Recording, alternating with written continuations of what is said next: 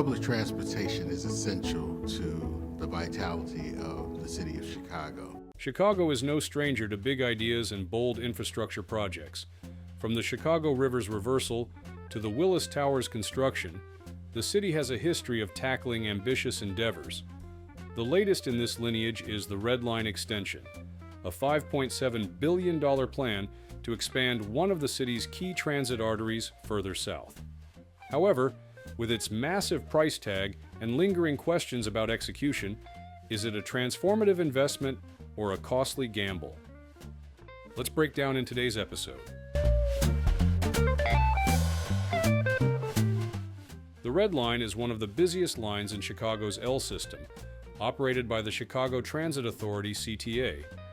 Running north-south, it stretches from Howard Street on the city's northern edge to 95th Street, Dan Ryan on the south side, serving as a lifeline for commuters, students, and workers. But for decades, residents south of 95th Street have felt left out. The Red Line extension, RLE, aims to fix that by extending the line 5.6 miles from its current terminus to 130 Street near Altgeld Gardens, a public housing community. This isn't a small tweak. The extension includes 4 new stations, 103rd Street, 111th Street, and Michigan Avenue elevated, and 130th Street at grade. The average population density within 1/2 mile of each station is nearly 6,800 people per square mile.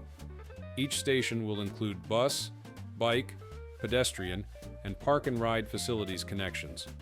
The plan also includes 1,200 parking spaces, new traction power substations, a rail yard, a maintenance facility near 120th Street, and 78 new rail cars. Trains will run 24/7, with trains every 3 to 6 minutes during weekday peak periods, every 7 to 8 minutes during weekday off-peak periods, every 8 to 15 minutes during weekday evenings, and every 7 to 15 minutes on weekends. Daily ridership is projected at 36,400 initially, increasing to 41,500 by 2040.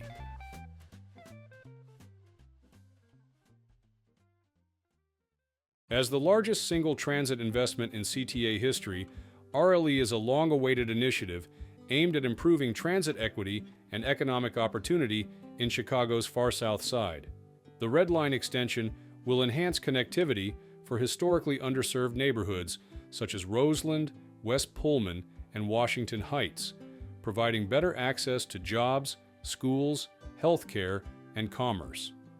With 24% of corridor residents living below the poverty line and 25% facing commutes over an hour, the project will be a game changer for the nearly 100,000 residents in the area who currently rely on buses or long commutes to reach the existing Red Line. In addition, the RLE will directly serve key destinations, including the Roseland Medical District, Pullman National Monument, Chicago State University, and Altgeld Gardens. The new 111th Street station in particular will act as a transit anchor for the Roseland Medical District, supporting local healthcare services and economic growth. The project is expected to cut commutes by up to 30 minutes each way, giving residents more time in their daily lives.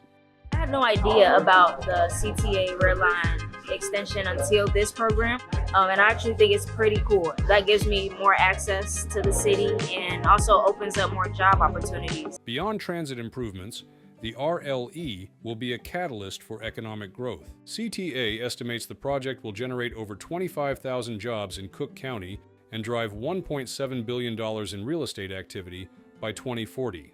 Transit-oriented development will revitalize 95th Street with new businesses and housing.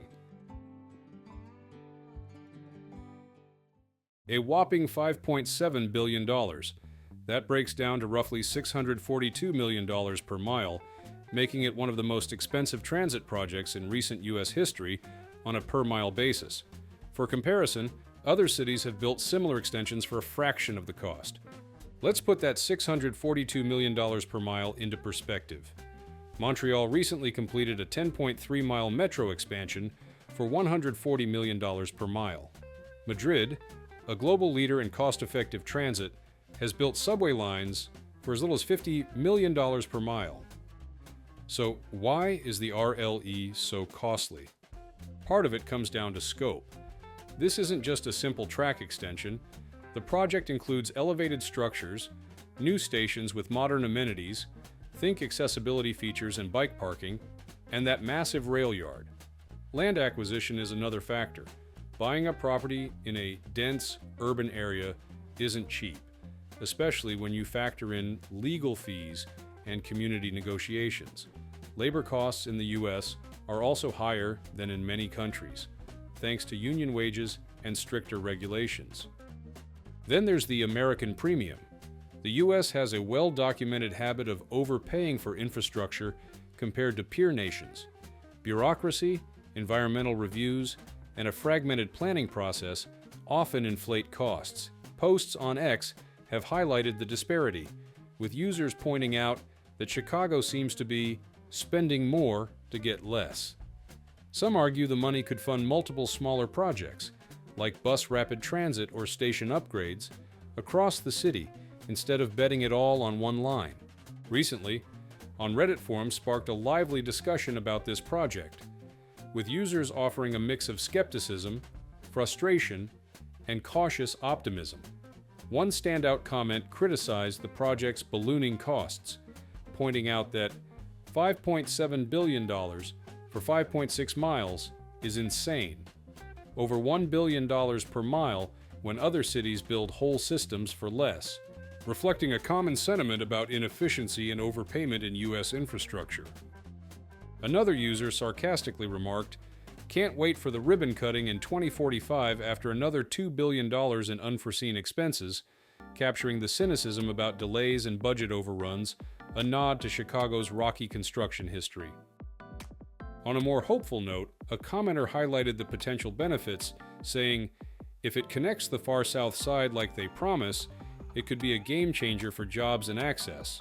Big if, though, showing support tempered by doubt about execution." Meanwhile, a practical jab came from someone noting, "They'll spend too much on consultants before a single track is laid." Classic CTA move, echoing distrust in the planning process. Do you think this project will be a game changer? Drop a 1 if you agree and 0 if you don't. City leaders today signed an agreement securing nearly $2 billion in federal funding for the CTA Red Line extension. The CTA is pushing forward with the RLE project, but faces significant financial and logistical challenges. A key source of funding, the $1.9 billion Federal Transit Administration grant secured in December 2024, remains intact despite a broader freeze on federal funds under the Trump administration. According to the CTA Chief Financial Officer, the agency continues to rely on existing grants and has yet to experience major funding disruptions, though officials remain cautious. However, the project still requires an additional $3.8 billion from state, local, and potential federal sources.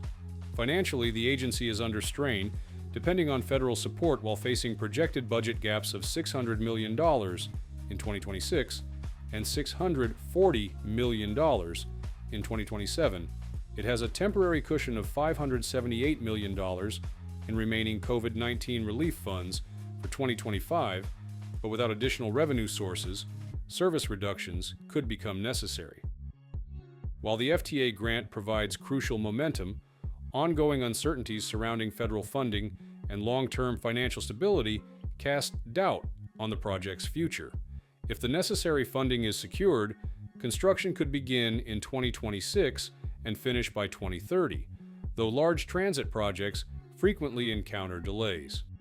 Beyond financing, the CTA must navigate community concerns over noise and disruption while ensuring compliance with environmental reviews that may reveal contamination in industrial areas. For years, Southside residents have seen promises of the extension in headlines, yet no construction has materialized, leaving many skeptical about whether this long-awaited project will finally become a reality. Thanks for tuning in today, everyone. Subscribe, and we will see you next time.